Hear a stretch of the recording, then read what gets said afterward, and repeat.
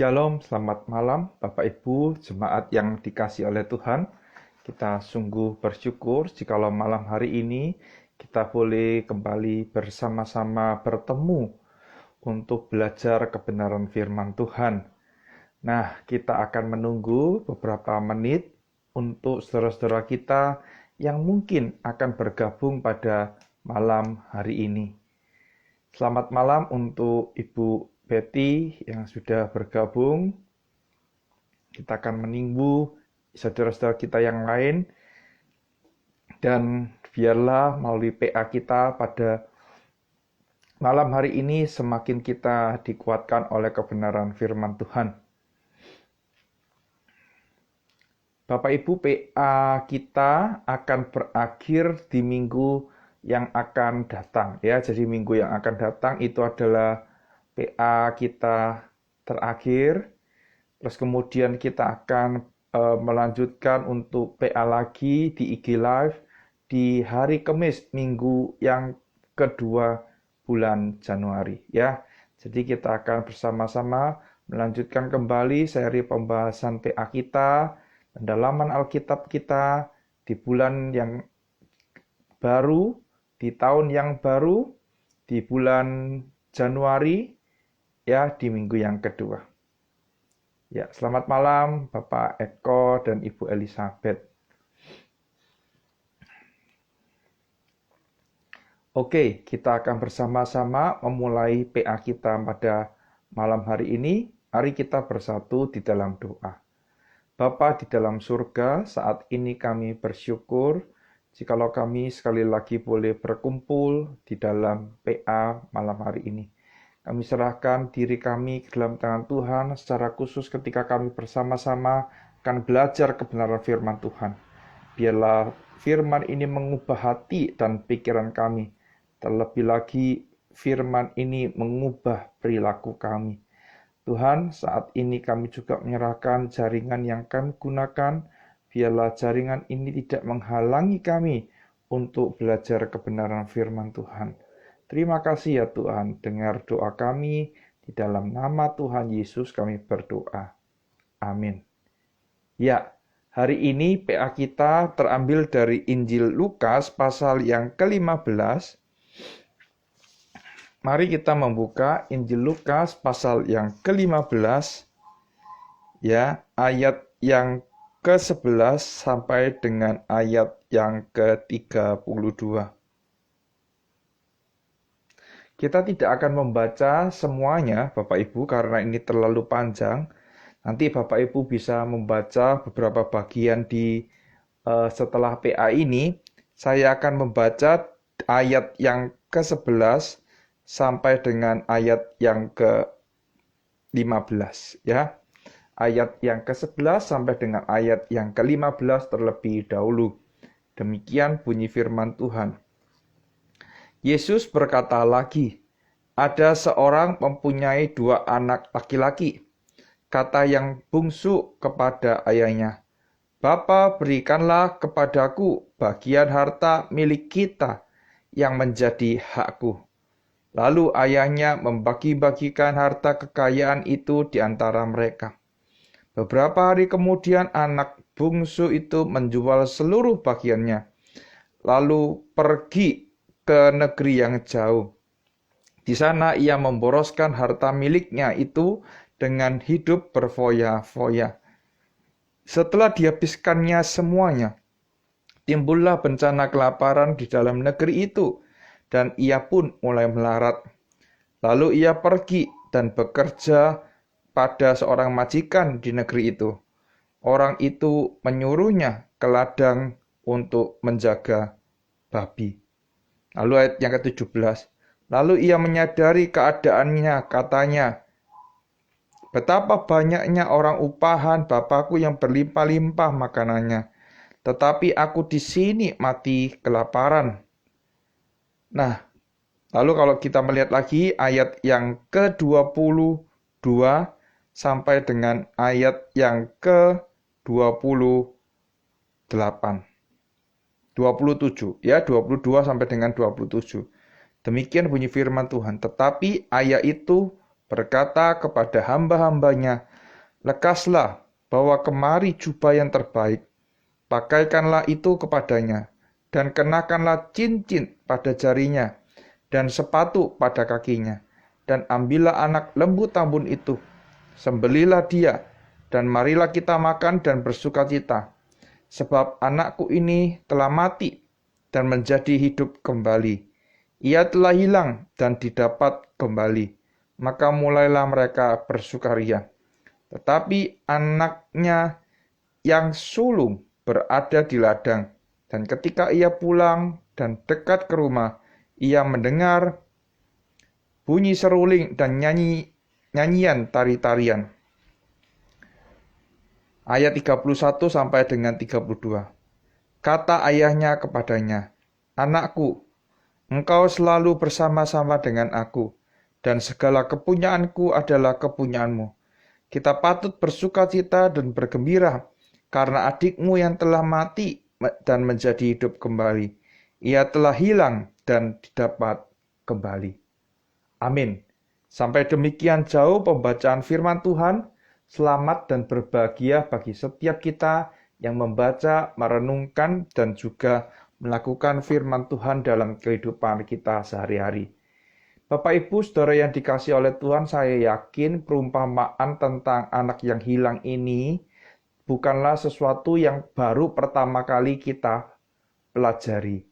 Saya yakin kita semua pernah mendengarkan kisah ini secara khusus selama kita menjadi orang Kristen atau anak-anak Tuhan. Nah, Bapak Ibu, kita tahu bersama bahwa Allah memiliki hati kepada yang terhilang. Nah, Bapak Ibu, kalau kita melihat di dalam sebuah buku pujian, ya, di dalam mempersiapkan hari Natal, ada sebuah lagu yang biasanya itu dinyanyikan, ya.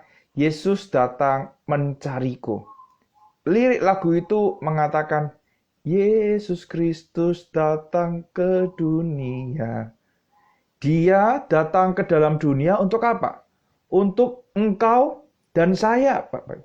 Untuk engkau dan saya. Lalu tujuannya untuk apa? Untuk mencari kita yang terhilang dan yang tersesat. Bapak Ibu, kalau kita membaca perumpamaan ini, maka kita tidak bisa melepaskan ya konteks dari perumpamaan ini. Kalau kita melihat di dalam pasal 15 ini, ayat yang pertama sampai dengan ayat yang ke-7 berbicara mengenai domba yang hilang. Lalu ayat yang ke-8 sampai dengan ayat yang ke-10 berbicara mengenai dirham yang hilang. Bapak Ibu, kita tahu bahwa Yesus memiliki concern terhadap yang hilang itu. Kenapa demikian, Bapak Ibu? Karena di dalam Injil Lukas kita mendapati ada ketegangan antara orang-orang Farisi dengan para pengikut Yesus. Apa ketegangan itu? Karena Yesus itu ya makan dan duduk bersama-sama dengan duduk bersama-sama dengan orang-orang yang dianggapnya itu berdosa. Siapa saja? Yaitu para pezina, para pemungut cukai. Yesus datang dan berada di tengah-tengah mereka. Sehingga ketegangan ini Bapak Ibu ingin ditegaskan dan dijelaskan oleh Yesus melalui perumpamaan yang hilang ini. Ya, ada perumpamaan domba yang hilang, kita tahu bahwa ketika ada satu domba yang hilang, maka fokus dari Yesus itu bukan mencari yang 99 itu. 99 itu tidak perlu dicari karena mereka tidak hilang. Tetapi fokusnya adalah kepada satu domba yang terhilang itu. Demikian juga dengan perumpamaan anak yang hilang ini Bapak Ibu. Dikatakan bahwa ya, sang ayah itu mempunyai dua orang anak. Yang pertama si sulung, yang kedua adalah si bungsu. Si bungsu ini meminta kepada ayahnya bagian yang menjadi miliknya. Dan kita tahu, kalau kita membaca kitab Ulangan, maka di sana diatur bahwa untuk si sulung itu adalah 2/3 bagiannya, sedangkan untuk si bungsu adalah 1/3 bagiannya. Nah, Bapak Ibu, kalau kita melihat apakah ayahnya marah dengan apa yang dilakukan oleh si bungsu ini? Tidak, Bapak Ibu ya. Si bapak ini tidak marah dengan apa yang dilakukan oleh si bungsu itu, ya. Jadi dia merasa bahwa mungkin dia bisa mengelola uangnya sendiri. Dia merasa bahwa ketika dia bebas dari ayahnya, dia bisa mengatur kehidupan itu sendiri. Nah, ketika warisan itu dibagikan, ketika haknya itu diberikan, apa yang terjadi Bapak Ibu? Kita tidak tahu, ya, kita tidak tahu bahwa kemana si bungsu ini pergi. Tetapi dikatakan jelas, ya, dikatakan bahwa si bungsu ini menjual seluruh bagian dan pergi ke negeri yang jauh.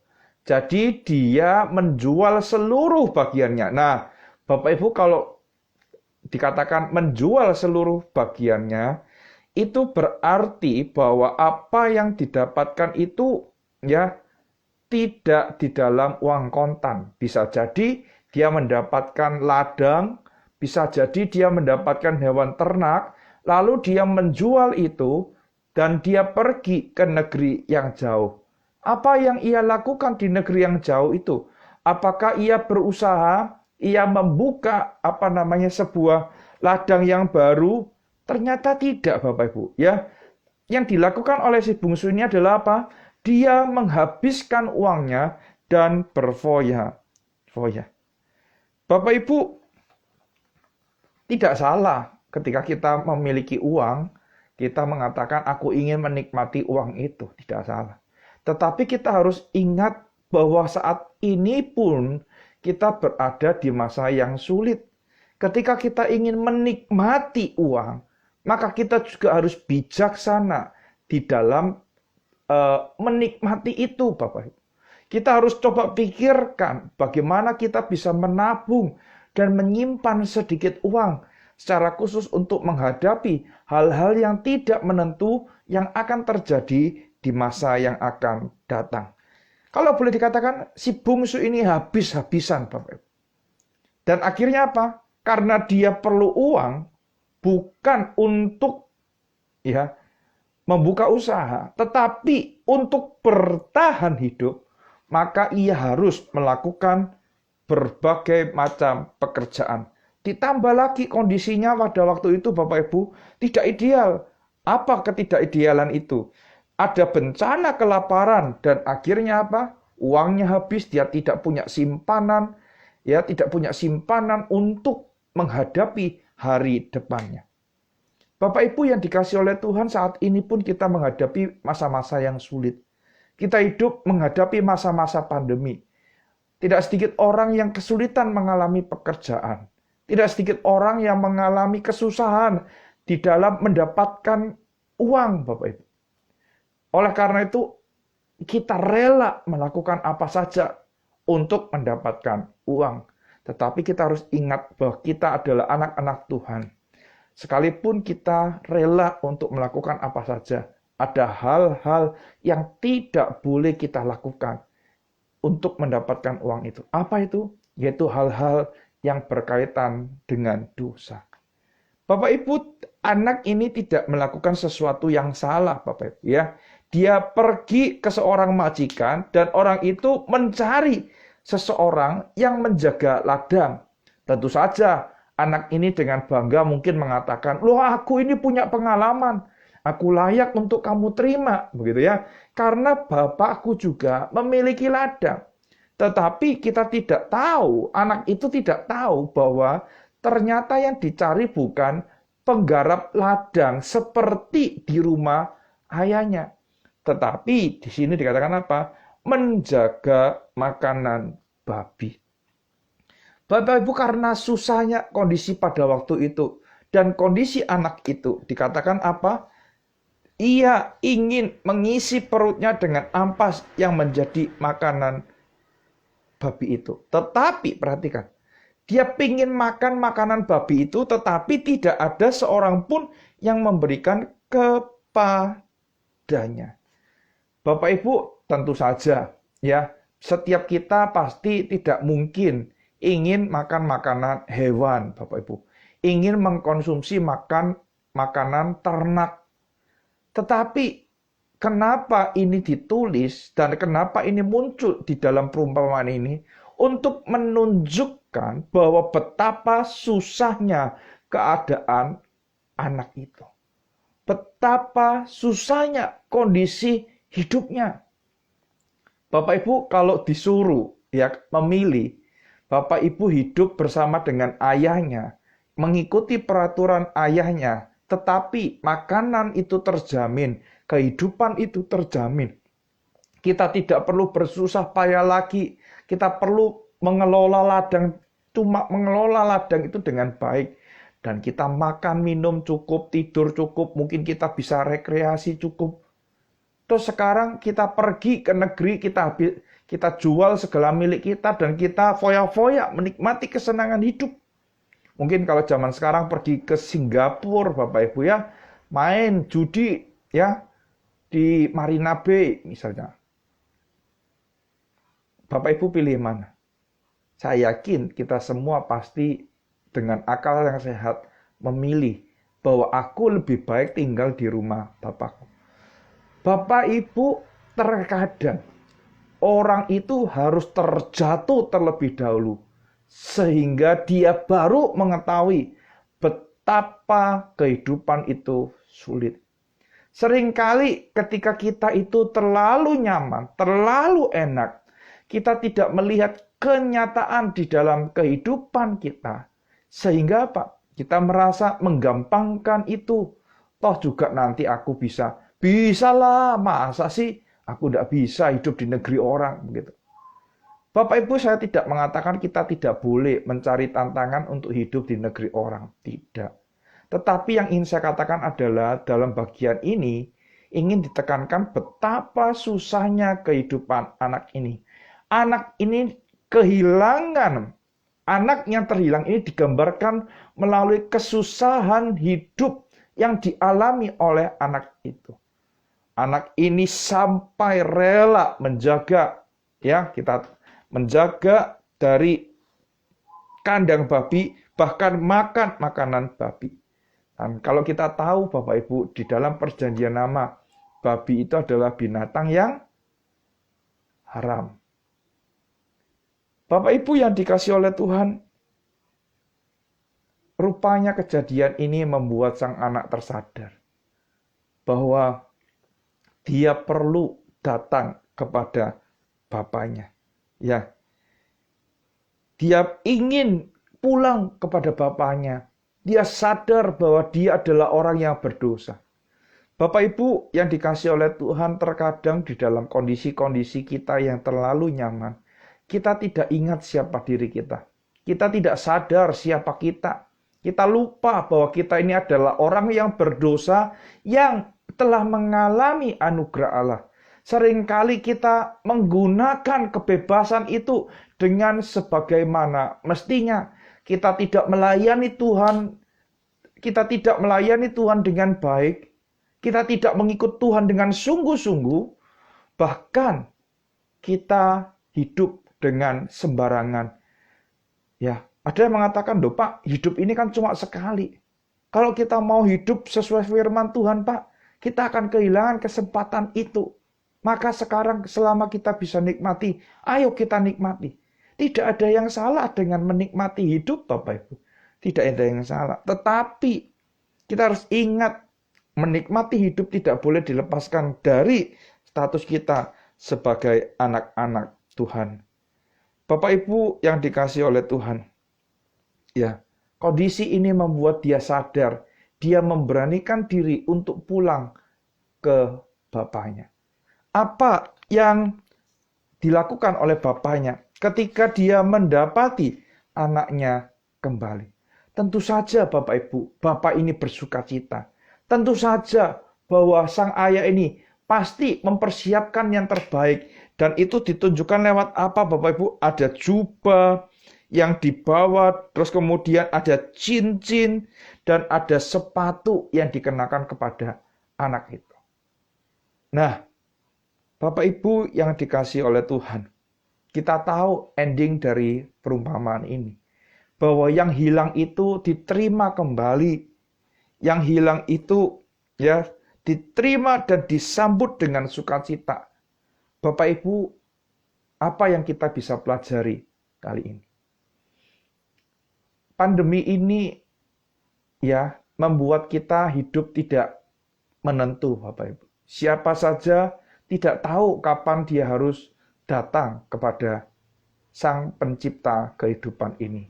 Kembali kepada Sang Pencipta kehidupan ini. Tetapi bukan masalahnya adalah siapa yang akan datang dan siapa yang akan kembali terlebih dahulu. Tetapi yang menjadi masalah adalah begini Bapak Ibu. Apakah orang yang datang kepada Sang Pencipta itu, orang yang kembali kepada Sang Pencipta itu, mereka telah berada di dalam Tuhan. Mereka yang hilang karena dosa mereka telah ditemukan kembali.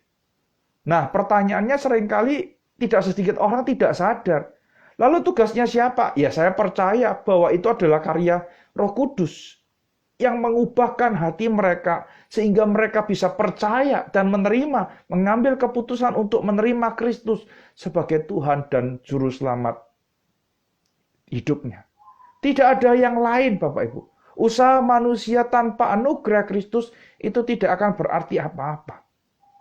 Tetapi Allah juga mau memakai kita menjadi agen-agen untuk memberitakan kabar keselamatan kepada mereka yang terhilang itu. Sehingga apa Bapak Ibu? Ketika yang terhilang itu bertobat, ketika yang terhilang itu kembali, ada perasaan sukacita, ada perasaan gembira. Karena apa? Mereka sekarang memiliki kehidupan. Mereka tidak lagi hilang. Mereka telah kembali di hadapan Bapa. Nah, Natal seharusnya berbicara mengenai bagaimana kita menjadi agen-agen dari Allah untuk mencari yang terhilang itu. Oleh karena itu, Bapak Ibu, perumpamaan ini seperti yang saya katakan tadi di awal, diberikan oleh Yesus dengan tujuan apa? Supaya orang-orang Farisi, para pemimpin agama itu tahu bahwa bukan orang sehat yang memerlukan tabib. Bukan orang benar yang memerlukan juru selamat. Tetapi orang sakit yang memerlukan tabib. Dan orang yang berdosa yang memerlukan juru selamat. Dan siapakah orang berdosa itu Bapak Ibu? Semua umat manusia. Semua manusia yang ada di dalam dunia ini adalah orang-orang yang berdosa. Bapak Ibu, inilah hati dari Allah. Yesus datang ke dalam dunia. Yesus berada di tengah-tengah orang berdosa. Bukan untuk tujuan-tujuan agenda pribadinya. Bukan Bapak. Tetapi Yesus datang ke dalam dunia. Untuk apa? Mencari dan menyelamatkan yang terhilang. Dari mana kita tahu Bapak Ibu? Kita lihat coba misalnya ya di dalam Injil Matius. Kita tahu bahwa Yesus lahir ke dalam dunia. Setelah Yesus itu dibaptis oleh Yohanes Pembaptis, apa yang ia lakukan? Ia pergi memberitakan pertobatan. Bertobatlah, kerajaan Allah itu sudah dekat. Yesus datang untuk mencari orang-orang yang berdosa. Yesus datang bukan supaya kita menjadi kaya, bukan. Bukan supaya kita tambah sukses, bukan. Tetapi Yesus datang untuk mencari engkau dan saya yang berdosa itu. Dia datang untuk mengabarkan berita Injil bahwa manusia tidak bisa menyelamatkan dirinya sendiri. Manusia perlu seorang juru selamat dan hal itu digenapi oleh Yesus Kristus melalui kematiannya di atas kayu salib dan kebangkitannya pada hari yang ketiga. Bapak Ibu, sudahkah kita menjadi agen-agen ya mencari yang terhilang itu? Agen-agen yang mencari yang terhilang itu. Sama seperti Yesus yang datang ke dalam dunia ini. Mencari orang-orang berdosa. Biarlah kita juga mencari yang terhilang itu. Dan yang kedua, Bapak Ibu, jangan kita juga menjadi yang sudah diselamatkan, kita menjadi yang terhilang, Bapak Ibu. Artinya apa? Kita membiarkan diri kita dikuasai oleh dosa, hawa nafsu, dan keinginan kita. Sehingga kita menjadi orang yang terhilang. Kita sudah diselamatkan secara status, tetapi karena hidup kita, karena gaya hidup kita, kita menjadi orang yang terhilang. Jangan pernah berpikiran begini, Bapak Ibu. Toh juga kalau aku nanti terhilang, diselamatkan lagi. Toh kalau nanti aku juga berbuat dosa, toh anugerah Allah itu juga pasti mengampuni aku. Bapak Ibu, kalau kita berdosa, maka Allah itu setia dan adil akan mengampuni kita. Saya percaya Allah akan mengampuni kita. Tetapi kita yang sudah diselamatkan tidak boleh mempermainkan atau meremehkan keselamatan kita dengan cara yang seperti itu. Kita harus hidup benar-benar, kita harus hidup sungguh sampai kita berjumpa muka dengan Tuhan kita Yesus Kristus. Makanya di dalam saat ini Bapak Ibu kita memperingati Minggu Advent. Kita bukan sekali lagi menunggu kedatangan Kristus yang pertama. Karena Kristus sudah datang 2000 tahun yang lalu lebih kurang. Lahir ke dalam dunia untuk pertama kalinya. Kristus datang pertama kalinya melalui kelahirannya. Dan yang kedua yang saat ini kita sedang nantikan adalah apa? Kita menanti kedatangannya sebagai Tuhan dan Raja serta Hakim. Dia akan menyempurnakan karya keselamatan yang telah kita terima. Oleh karena itu Bapak Ibu, jangan kita menjadi orang yang terhilang lagi. Ya, tidak enak Bapak Ibu. Perhatikan, tadi saya mengatakan ketika kita berdosa, maka Allah itu setia dan adil. Setia artinya apa? Dia akan mengampuni kita. Tetapi dia juga adil. Artinya apa? Segala konsekuensi karena dosa kita. Segala akibat yang harus kita tanggung karena dosa kita. Harus kita tanggung. Ya, oleh karena itu di minggu-minggu yang menantikan kedatangan Kristus yang kedua. Di minggu-minggu seperti inilah kita diingatkan sekali lagi. Kalau engkau sudah diselamatkan, jangan engkau menjadi orang yang terhilang. Kalau engkau sudah menerima kasih karunia Allah itu, jangan sia-siakan kasih karunia Allah itu dengan hidup sembarangan. Mari kita gunakan kasih karunia ini dengan hidup benar, hidup setia, hidup kudus, melayani Tuhan, mencari yang terhilang bagi kemuliaan Tuhan. Sudahkah kita menjadi orang tersebut? Jangan sampai Bapak Ibu, kita seperti anak yang sulung ya. Kelihatannya anak yang sulung ini tidak hilang. Dia selalu di rumah. Tetapi sebenarnya dikatakan dia juga yang terhilang. Dia merasa bahwa ayahnya itu tidak adil. Makanya ayahnya menjawab, bukankah segala yang aku punya juga kepunyaanmu? Bapak Ibu yang dikasihi oleh Tuhan, mari kita hidup sesuai dengan status kita. Jangan kita hidup ya melihat kegelimangan dunia ini, kegemerlapan tawaran dunia ini, dan akhirnya kita hanyut dan terhilang. Allah yang telah datang ke dalam dunia, Allah itu mencari engkau dan saya. Allah itu menawarkan kabar sukacita, yaitu Kristus datang untuk mencari orang yang berdosa. Manusia yang berdosa tidak bisa membebaskan dirinya dari dosanya. Tetapi hanya orang yang tidak berdosa, yaitu Kristus Yesus, yang harus datang ke dalam dunia, lahir ke dalam dunia, mengambil rupa menjadi manusia. Dialah yang akan menyelesaikan segala macam masalah dosa yang saat ini engkau sedang hadapi. Maukah engkau menerimanya? di Natal tahun 2021 ini. Supaya engkau tidak lagi lelah mencari-cari.